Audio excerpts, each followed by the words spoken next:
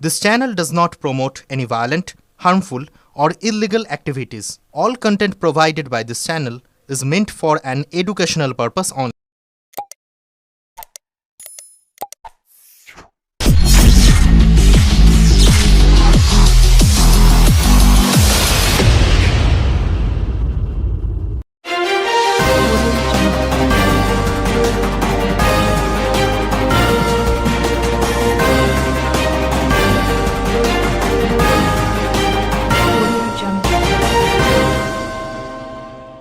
আগুনটা লাগলো পঞ্চায়েতে আমি বসেছিলাম, জানলা দিয়ে হঠাৎ কালো ধোঁয়া দেখতে পাই।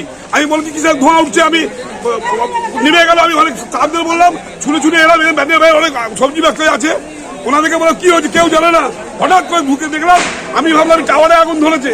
গিয়ে দেখলাম এক্সাইজ ডিপার্টমেন্টের ভেতরে অনেক পুরোনো গাড়ি সিট করা আছে, সেই গাড়ির ওখান থেকে আগুন বেরিয়ে উঠছে।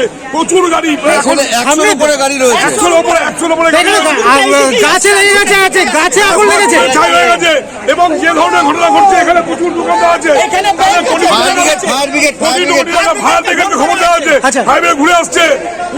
কখন হয়েছে ঘটনাটা? আধ ঘন্টার মধ্যে ঘটলো। গাড়িতে এক করে এক ওই ফাটতে যাচ্ছে আর কি। অনেকক্ষণ হয়ে গেছে, এখন অব্দি ফায়ার ব্রিগেডের কোনো খবর নেই, কোনো খবর নেই। অনেক অনেক আপনারা দেখুন না নিজে থেকে, এখানে আধ ঘন্টার উপরে হয়ে গেছে এখন অব্দি। হ্যাঁ, ফোন করেছে তো, অত পুলিশ সবাই আছে, অনেক ঘর আছে, এত দোকান আছে, এখন অব্দি তো কিছু করাই যাচ্ছে না। এবার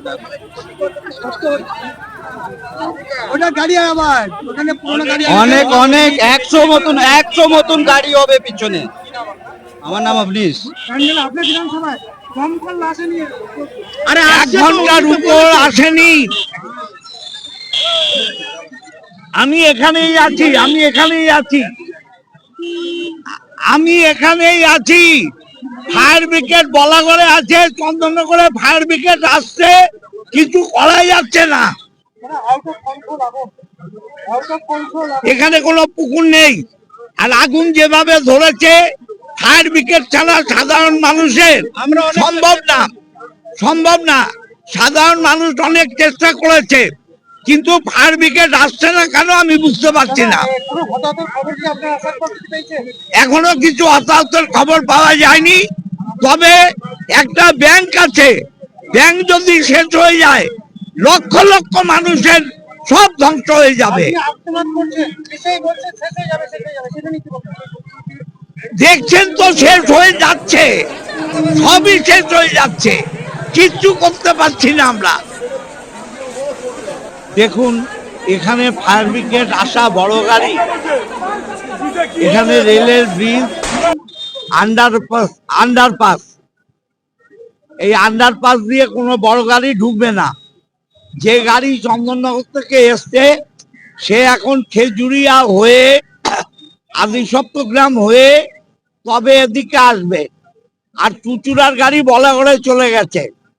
আর এমন একটা জায়গা হয়েছে, এখানে এই আন্ডারপাস হওয়ার জন্য রেলের কোনো যোগাযোগও বিচ্ছিন্ন হয়ে গেছে।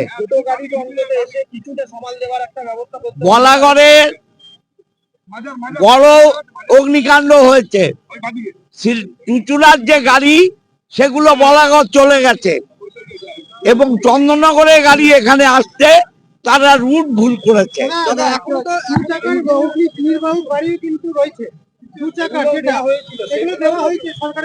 দেখুন, আমি এখন কিছুই বলতে পারছি না।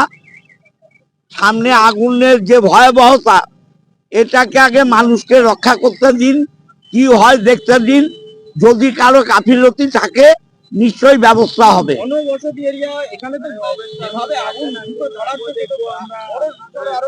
আপনি যেখানে আছেন আমিও সেখানে আছি, আপনিও যেটা ভাবছেন আমিও সেটা ভাবছি, আমি মানুষের মধ্যেই আছি। অতএব আমরা ঈশ্বরের কাছে, আল্লাহর কাছে ডাকছি, যত তাড়াতাড়ি ফায়ার ব্রিগেড আছে। এখন আর অন্য কিছু ভাবার সময় নেই। সমস্ত কিছু থাকা সত্ত্বেও আজকে প্রায় 3 ঘন্টার কাছাকাছি ফায়ার ব্রিগেড আসতে লাগলো। সুতরাং এখান থেকে বোঝা যাচ্ছে যে প্রশাসনের কতটা ব্যর্থতা, কতটা নেগলিজেন্সি রয়েছে, যার জন্য আগুন এতটা ছড়িয়ে পড়তে পারল। আমরা শুনলাম যে এখানে বলাগড়ে নাকি এক জায়গায় আগুন লেগেছে, সেখানে এখানের গাড়ি গেছে। ভালো কথা, ঠিক আছে, এখান থেকে গাড়ি আছে, কিন্তু চন্দ্রনগর থেকে এখানে গাড়ি আসতে যদি 3 ঘন্টা লাগে, সেটা খুব দুর্ভাগ্যজনক বিষয় না? আমরা এর আগেও এটা মুখ্যমন্ত্রীর কাছ থেকে শুনেছি যে বাইক দেওয়া হয়েছে, কোথায় গেছে ভাই? আজকে যদি এরকম আপৎকালীন জায়গায় যদি এরকম ঘুমিয়ে ঘুমিয়ে কাজ হয়, তাহলে সামনের দিন বুঝতে হবে যে কিরকম পরিস্থিতির মধ্যে মানুষ দাঁড়িয়ে রয়েছে। এরকম একটা জায়গা আগুন লেগে যাচ্ছে, খুব সেন্সিটিভ জায়গা, বহু মানুষ এখানে আনাগোনা। সুতরাং এই জায়গায় এরকম একটা পরিস্থিতি হয়েছে, তারপরে সব থেকে বড় কথা এতক্ষণ লেগে গেল, এটা খুব মানে দুর্ভাগ্যের বিষয় যে এতক্ষণ লেগে গেল।